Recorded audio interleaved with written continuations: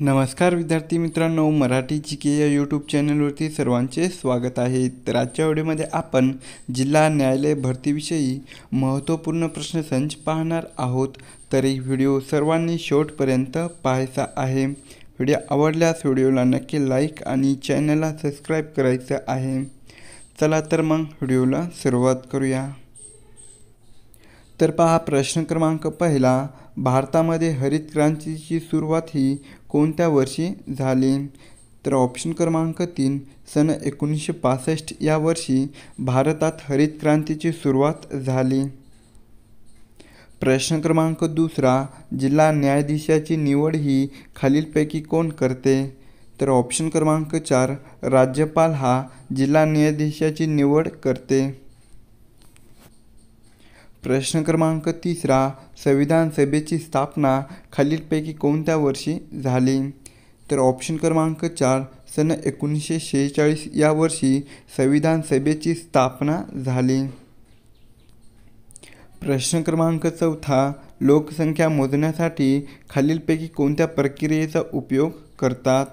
तर ऑप्शन क्रमांक 3, लोकसंख्या मोजण्यासाठी जनगणना या प्रक्रियेचा उपयोग करतात।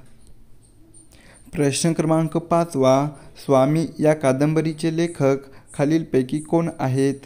तर ऑप्शन क्रमांक 1, रणजित देसाई हे स्वामी या कादंबरीचे लेखक आहेत। प्रश्न क्रमांक 6वा, महाराष्ट्र भूषण पुरस्काराची राशी ही किती लाखाची असते? तर ऑप्शन क्रमांक 4, महाराष्ट्र भूषण पुरस्काराची राशी ही 20 लाखाची असते। प्रश्न क्रमांक 7वा, रात आंधळेपणा हा आजार खालीलपैकी कोणत्या जीवनसत्वाच्या अभावी होतो? तर ऑप्शन क्रमांक 2, व्हिटॅमिन अ या जीवनसत्वाच्या अभावामुळे रात आंधळेपणा हा आजार होतो। प्रश्न क्रमांक 8वा, ज्ञानेश्वरांनी ज्ञानेश्वरी ही खालीलपैकी कोणत्या ठिकाणी लिहिली होती? तर ऑप्शन क्रमांक 1, नेवसा या ठिकाणी ज्ञानेश्वरांनी ज्ञानेश्वरी ही लिहिली होती।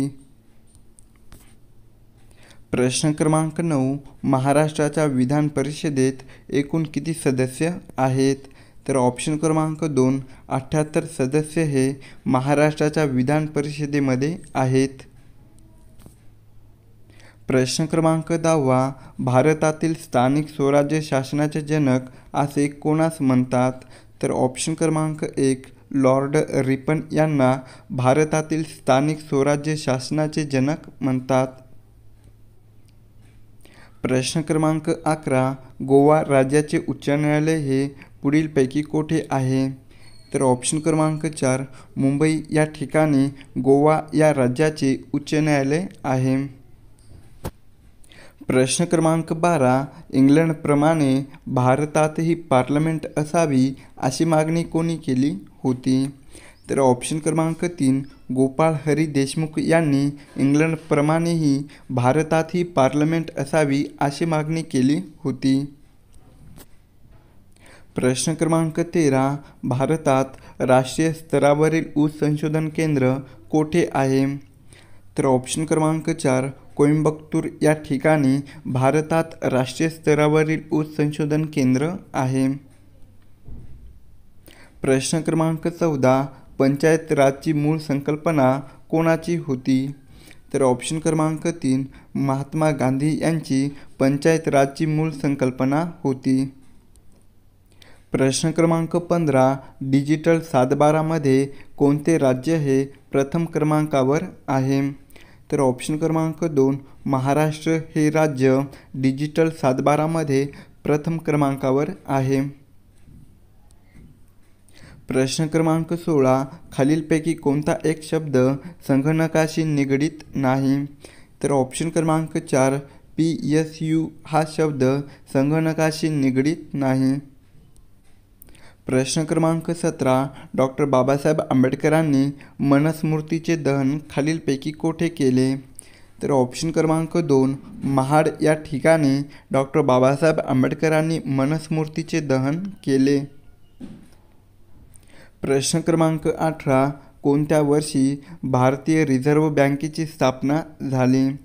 तर ऑप्शन क्रमांक 1 सन 1935 या वर्षी भारतीय रिझर्व्ह बँकेची स्थापना झाली. प्रश्न क्रमांक 19 सर्वोच्च न्यायालयातील न्यायमूर्तीचे निवृत्तीचे वय हे किती वर्ष आहे?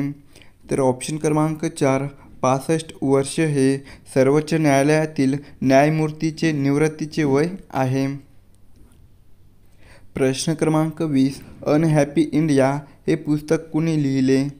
तर ऑप्शन क्रमांक 2 लाला लजपतराय यांनी अनहॅपी इंडिया हे पुस्तक लिहिले.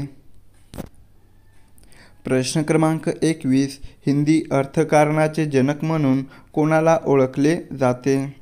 तर ऑप्शन क्रमांक 4 न्यायमूर्ती रानडे यांना हिंदी अर्थकारणाचे जनक म्हणून ओळखले जाते. प्रश्न क्रमांक 22 आधुनिक चाणक्य म्हणून खालीलपैकी कोणाला ओळखले जातात किंवा जाते? तर ऑप्शन क्रमांक 1 श्री राजगोपालाचारी यांना आधुनिक चाणक्य म्हणून ओळखले जाते. प्रश्न क्रमांक 23 महाराष्ट्रामध्ये सर्वात कमी लोकसंख्या असलेला जिल्हा कोणता आहे? तर ऑप्शन क्रमांक 1 गडचिरोली हा जिल्हा महाराष्ट्रामध्ये सर्वात कमी लोकसंख्या असलेला जिल्हा आहे. प्रश्न क्रमांक 24 विदर्भ विभागामध्ये एकूण किती जिल्ह्यांचा समावेश होतो? तर ऑप्शन क्रमांक 2 11 जिल्ह्यांचा समावेश हा विदर्भ विभागामध्ये होतो. प्रश्न क्रमांक 25 महाराष्ट्रात एकूण किती जिल्हा न्यायालये आहेत? तर ऑप्शन क्रमांक 3 महाराष्ट्रात एकूण 29 जिल्हा न्यायालये आहेत. प्रश्न क्रमांक 26 आधुनिक भारताचा निर्माता असे खालीलपैकी कोणाला म्हणतात? तर ऑप्शन क्रमांक 1 राजाराम मोहन रॉय यांना आधुनिक भारताचा निर्माता असे म्हणतात. प्रश्न क्रमांक 27 पानिपत या मराठी पुस्तकाचे लेखक खालीलपैकी कोण आहेत? तर ऑप्शन क्रमांक 4 विश्वास पाटील हे पानिपत या मराठी पुस्तकाचे लेखक आहेत. प्रश्न क्रमांक 28 भारताचे राष्ट्रपती हे आपल्या पदाचा राजीनामा कोणाकडे देतात? तर ऑप्शन क्रमांक 2 भारताचे उपराष्ट्रपती यांच्याकडे भारताचे राष्ट्रपती हा आपल्या पदाचा राजीनामा देतात. प्रश्न क्रमांक 29 अजिंठा वेरूळ लेण्या या कोणत्या खडकात कोरलेल्या आहेत? तर ऑप्शन क्रमांक 2 बेसॉल्ट या खडकामध्ये अजिंठा वेरूळ लेण्या कोरलेल्या आहेत. प्रश्न क्रमांक 30 10 रुपयाच्या नोटांवर खालीलपैकी कोणाची सही असते? तर ऑप्शन क्रमांक 1 रिझर्व्ह बँकेचे गव्हर्नर यांची सही ही 10 रुपयाच्या नोटांवर असते. प्रश्न क्रमांक 31 महाराष्ट्राला एकूण किती किलोमीटर लांबीचा समुद्र किनारा हा लाभलेला आहे? तर ऑप्शन क्रमांक 3 720 किलोमीटरचा समुद्र किनारा हा महाराष्ट्राला लाभलेला आहे. प्रश्न क्रमांक 32 गोपाळ गणेश आगरकर हे कोणत्या वृत्तपत्राचे संपादक होते? तर ऑप्शन क्रमांक 2 केसरी या वृत्तपत्राचे संपादक हे गोपाळ गणेश आगरकर हे होते. प्रश्न क्रमांक 33 घटना समितीचे अध्यक्ष पुढीलपैकी कोण होते? तर ऑप्शन क्रमांक 3 डॉक्टर राजेंद्र प्रसाद हे घटना समितीचे अध्यक्ष होते. प्रश्न क्रमांक 34 सहारा वाळवंट हा एकूण किती देशाच्या सीमाला स्पर्श करतो? तर ऑप्शन क्रमांक 4 11 देशाच्या सीमेला सहारा वाळवंट हा स्पर्श करतो.